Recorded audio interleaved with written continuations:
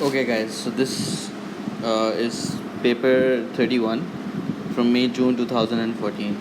I'm just going to solve all of the finance related questions in this paper, and the first finance related question is in 2A, which you can see at the question side of this paper.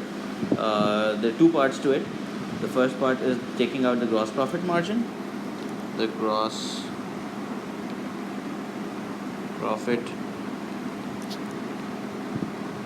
margin, which is essentially your GP, which is gross profit over sales, into 100.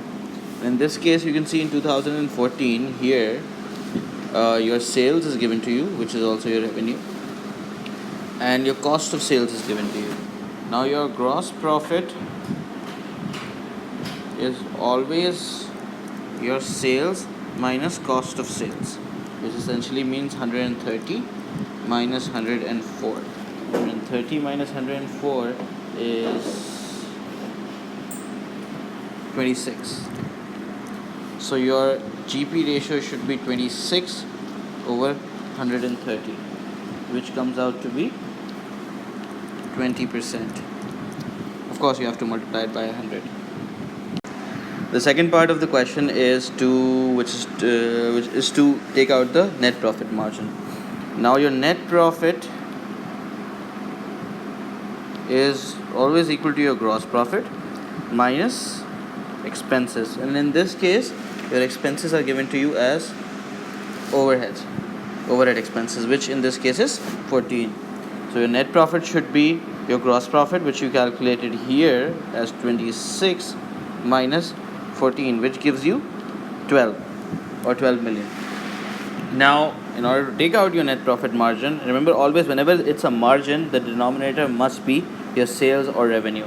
So it should be your net profit divided by sales or revenue into 100, which essentially means 12 divided by your sales, which is 130, into 100. So 12 divided by 130 into 100 should give you 9.23%. You always have to round it off to 2 decimal places. So this is how you will solve the question 2A, which is almost of 6 marks.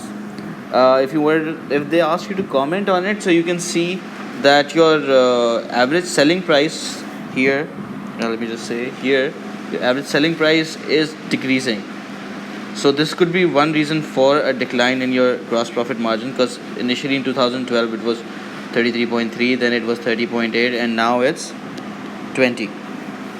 And your net profit was 20.8, then it was also decreasing. And you can see your expenses are almost, although your sales is increasing here, but your expenses are also increasing. So one reason why your net profit margin is decreasing could be of your sales, and the other reason could be of the selling price. But this is the calculation. So let's go to the second part of the question. Okay, so let's do the fourth question of this paper, the same paper which we were discussing before, which is May June 2014, paper 31. The 4A asks you to calculate the payback period. Mind you, this is not discounted payback, this is just the payback. So in order to find out your payback, you need to know your capital cost, which is 36 million here, and per year, which is 20, 24, and then 30, and then 32. Usually in all of these tables, the capital cost is given to you as year 0 cost, but in this case they have just written it over here. So now in order to take it out, it's very simple. You had 36 million initially. In first year you recovered 20, which means that you're left with 16. In the second year you earned 24, which means you already should have earned 16. So it was always the payback period must be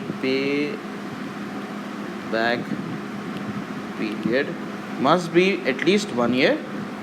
And since in the second year you were making 24 million and you only needed to recover 16, so it will be 24 divided by 16 into 12. 12 means the number of months. So it will be 16 divided by 24 into 12, which comes out to be 8 months. So your payback period is 1 year and 8 months.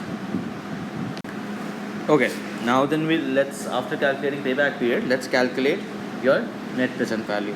And in order to calculate net present value, I'll just make a table real quick. I'll just pause the video and make the table so that you guys don't have to waste time.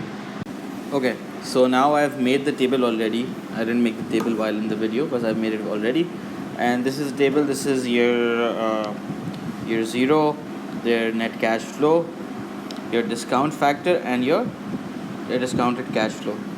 So in first year, it'll just be minus 36.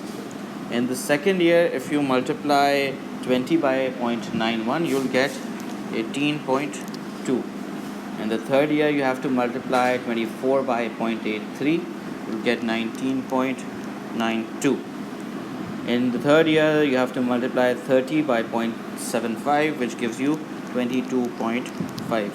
And in the fourth year, you have to multiply 32 by 0.68, giving a number of 21.76. Now, in order to find out your net present value, all you have to do is add all of the positives and subtract the negative. And if you do that, you'll get a number of 46.38. Usually the interpretation is that if net present value, or this number is your net present value, I'll write it again, net present value.